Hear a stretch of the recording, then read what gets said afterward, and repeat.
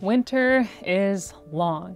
Even if you have a well-stocked root cellar brimming with canned goods and root vegetables, by the time January and February roll around, most anything that was green is long, long gone. And if you're like me, your eyes and your palate might start truly yearning for that verdant, lively color to return. The first plants to start growing at the end of winter then are of some special significance to any forager.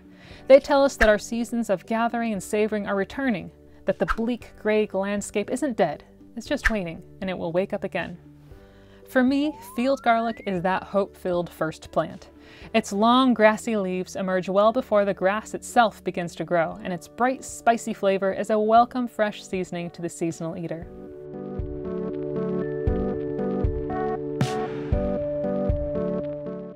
Allium vineale, sometimes called field garlic, or sometimes confusingly called wild onion, onion grass, crow garlic, or wild garlic, is a common plant found in much of the eastern United States and also along the western coast. Since it easily hitches a ride in fill dirt, however, it can be found in many places outside its normal range. It thrives in sunny areas and can be found in lawns, pastures, vacant plots, and parks. You'll likely never find it in the forest or in really old fields that are succumbing to succession. Of all the wild alliums, these are onion family plants, field garlic is certainly the most successful. It's everywhere. Though it's called field garlic, and sure enough, it is found in fields, it could just as easily be named next to the path garlic, or I just weeded that lettuce, why is it there garlic? That tenacious growing tendency is a bit of a tip-off that this plant is a non-native invasive. We do have several native alliums such as ramps and similarly named wild garlic, and while they do sometimes make large colonies in their own right, they typically will never be found in lawns or pastures. In the early spring, it's often the first plant to appear green in what is likely an area of dried brown grass. It may even look like grass itself, but the earliest growth often has little wonderland-like curlicues on it. And if you inspect a clump of it more closely, you'll soon see that each leaf is really actually round, distinctively round straw-like little tubes, not flat blades like grass.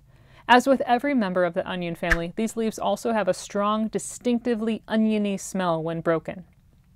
The first spring leaves are the most tender, and as the spring turns to summer, the plants will start growing taller and straighter until they usually reach around your knees. By this point, they will be much tougher in texture. They will also start producing edible pinkish flowers that become bizarre little clusters of bulblets, complete with bitty little leaves, once fertilized.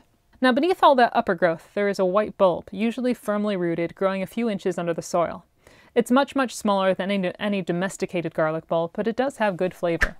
Usually when talking about wild bulbs, this is the part where I would caution you about over-harvesting and advocate for not removing bulbs. But since field garlic is invasive, and since harvesting the bulb often loosens the tiny little side-grown bulblets and leaves them behind in the ground to grow next year, there's little chance you'll eradicate field garlic when harvesting, even if you tried. All the same, the leaves and roots pretty much have the same great garlicky flavor. If you want to harvest sustainably, or if you're on someone else's land and they don't want you to dig, the leaves tear readily away from the deep-rooted bulbs without disturbing the roots. Let's talk about lookalikes now. There is one significant lookalike that you need to be aware of. Star of Bethlehem, Oronthogallum umbellatum, is a similar looking spring flower that you need to know just as well as you know field garlic before you start making your spring harvest. Every part of Oronthogallum is toxic, and so it obviously should not make its way to your dinner table. The glossy green clumps of leaves emerge well before the attractive flowers that give it its name. It's also a rather invasive, early emerging plant that likes the same sorts of environments that field garlic enjoys.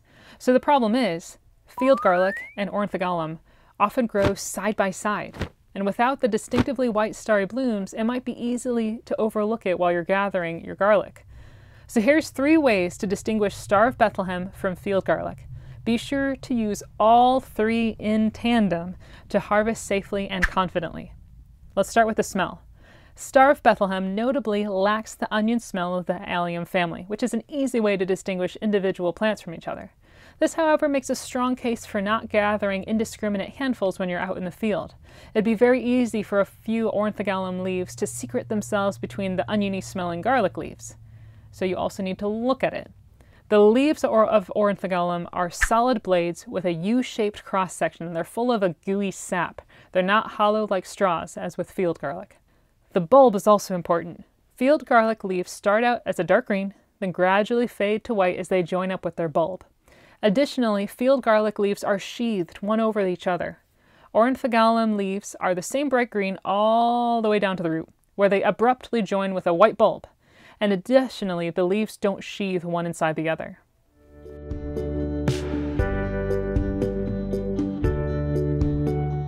The entire field garlic plant, from stem tip to bulby root, is edible. If you want a simple harvesting endeavor, however, just grab the leaves. The green tops readily break from their bases and have the same spicy flavor that the whole plant shares. The best time to harvest leaves is early in the spring when they're still at their most tender.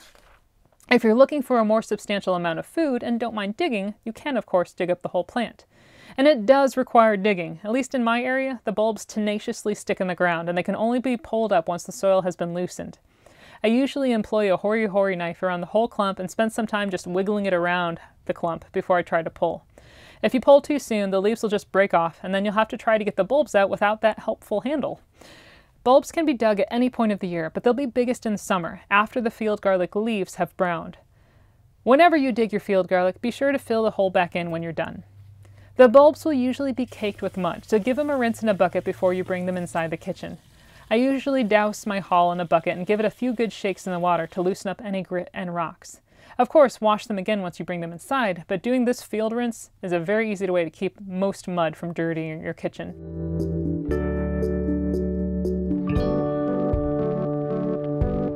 True to its name, field garlic tastes quite garlicky.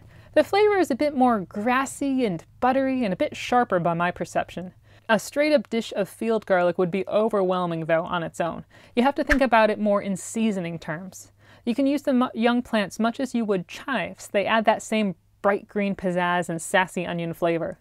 Field garlic shines in soups, stews, omelets, pasta dishes, and pretty much anywhere you want out that fresh, oniony flavor. My favorite way to enjoy it is to finely dice the whole plant, saute it in a tablespoon of butter, and use the flavorful, green-flecked seasoned pan to cook omelets. If you find that the leaves have become too tough to cut really easily, they still make excellent flavoring for soup. Bundle them like a bouquet garni and simmer them away in your next broth. You can also eat the whole thing raw, and my favorite way to use it raw is to finely chop the tender spring plants in their entirety and mix them with salt, pepper, and hot pepper flakes. Doused in olive oil, it's a delicious dip for fresh baked bread.